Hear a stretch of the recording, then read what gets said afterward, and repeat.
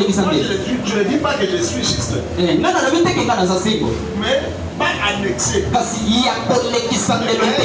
moment, il veut être sur la voie. Quand Dieu ne te parle pas de dire quelque chose, ne le dis pas. Parce que là, tu vas te faire un sage annexé. Quand Dieu n'est pas encore entré dans moi pour dire quelque chose, je ne le dirai jamais. Maintenant, j'ai l'impression que Dieu va me parler pour cette maman. Je ne connais pas comment il va venir. Je ne connais pas comment ce message-là va venir. Mais ce n'est pas moi. Il faut que Dieu vienne. Mais si je vais satisfaire cette église à donner des messages, le message que je vais commencer à donner va commencer à venir seulement de moi. Ça, c'est ma manière d'agir. Ce n'est pas la manière de Dieu d'agir. C'est à aucun jour moi je satisferai quelqu'un à lui donner un message, soit disant ça vient de Dieu alors que ça vient de moi.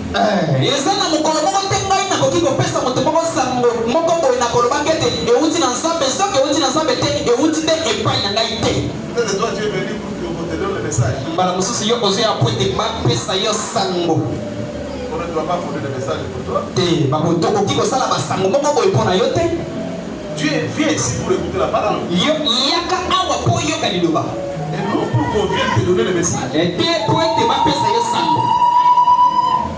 tout le message de Dieu. Je ne crois pas.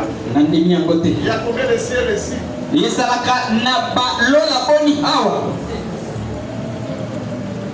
Est-ce que tous ceux qui viennent là-bas, c'est sur le message de Dieu?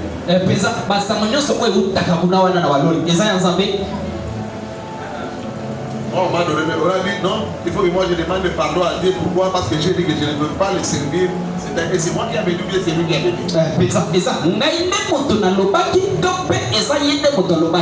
Vous voyez que si je ne viens pas ici, je ne suis pas en train de servir Dieu.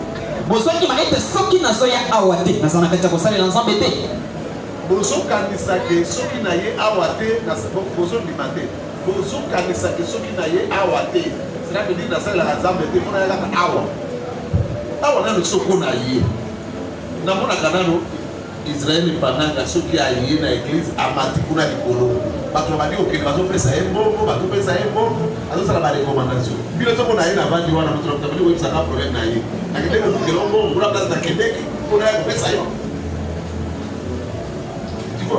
Ça, c'est me déranger.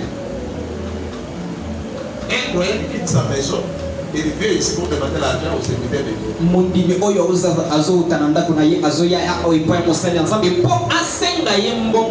Je n'ai jamais vu ça chez Israël. Moi, je suis en train de faire quelque chose qui est contre ce que mon père est en train de faire.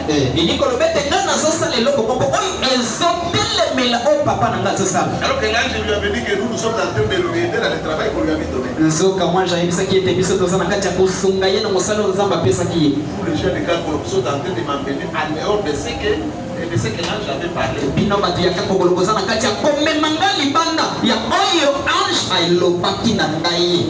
Quelqu'un qui vient te parler, il te prend beaucoup de temps pour rien dire.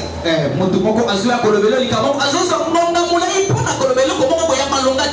quand j'entre dans le bureau de mon père, je fais 10 minutes, je m'agenouille, il met la tête, sa main sur ma tête, je vais sortir mon argent s'il y en a, je le donne, je sors.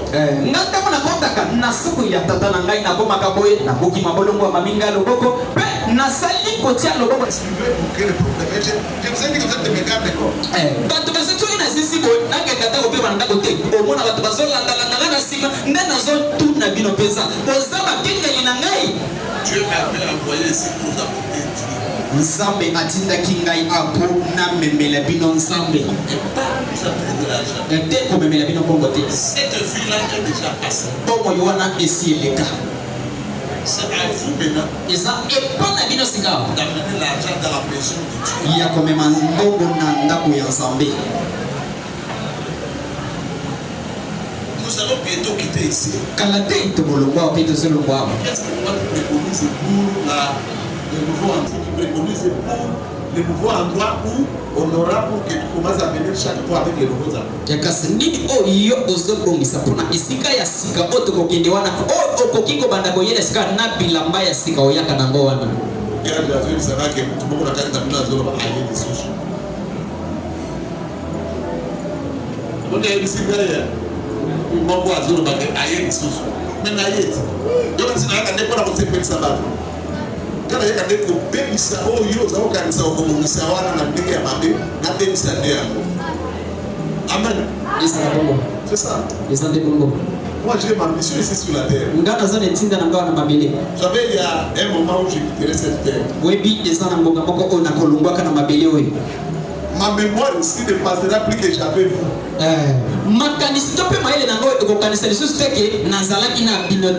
Lisez à l'Ecclésiaste. Appareil moko na mutu ko ezaki nazakana leki nanga nazakana yananga nazakana bana nazakana appareil wana ko maka bloquer et effacer ko yo ezaki na kati moyo kanisa take nazakana mutu ko ezasuti oke ko affronter le comme ça ozo mona te moto osala kitumba wana ko affronter kitumba wana na wezo zela dès que affronter la parce que la bana bien na ko dinga nazakana jamais risque ko ko ba do. Amen. Il y a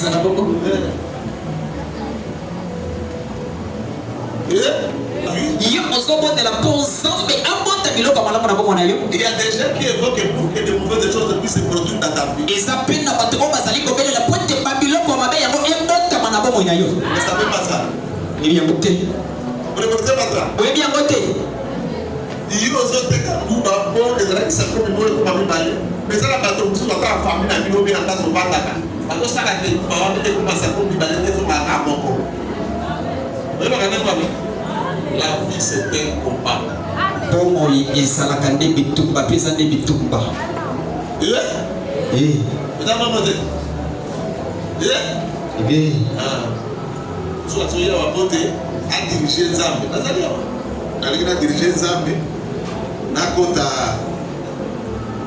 Après ta consécration, combien de mois? Il y a 3 mois. Nous avons fait la bâton. Et dans notre consécration, il y a 3 mois, nous avons fait la bâton. Après, on a su qu'il y a déplacé à 1000 bandes. Maman, mais ça n'a pas 1000 francs. Je vais vous dire que la galerie pour la bâton. Pourquoi la bâton? Il y a 2 mois, 3 semaines. Dans le fond, la bateau pour des gagner. Et nous, nous avons un bon bout, ça c'est l'histoire. Amen. Bateau, nous autres, bateau, nous avons. Amen. Papa, papa, il y a la cave. Nous avons continué au sein de la route, la route, nous avons dit à bateau, nous avons signé à Balandé.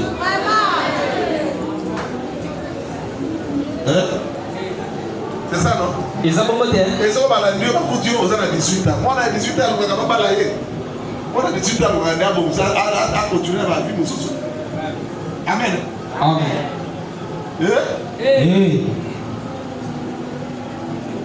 Papa, ils ont demandé.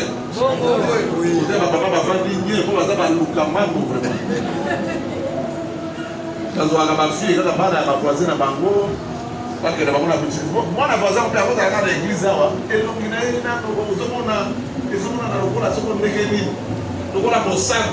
mais donc, on va avoir utilisé papa va parler, il y a $200, il y a $300, on y va les aider. Un esprit qui a Amen. Molimo ko ikota kati na ye. Amen. Yes, la bongo. Frère, ça va amen, il est dans mon zawa tele. Frère, amen. Katika hili yote ndio kwa ya solo kwa kuzwa. Au ndio ya solo za nade. Acclamez très fort pour la gloire de Dieu. Vous mettez ma main comme ça pour la bongo na zambi. Na bimi molongi leki.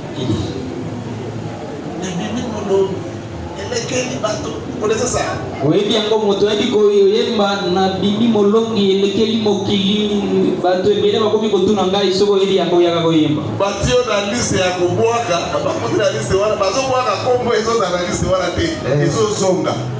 Amen. Vous savez quand Dieu était en train de me montrer là, Ces histoires-là, moi, je ne croyais même pas. Quand il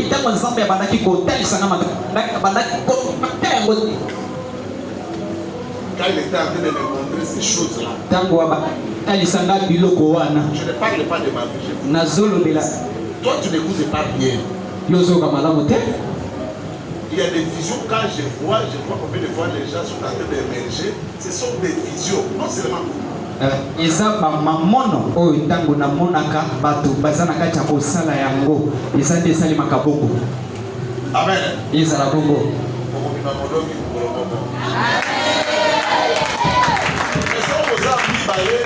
La famille, ils ont difficile de se parler, ça doit raconter. Ils ont la gamme. Amen. Amen.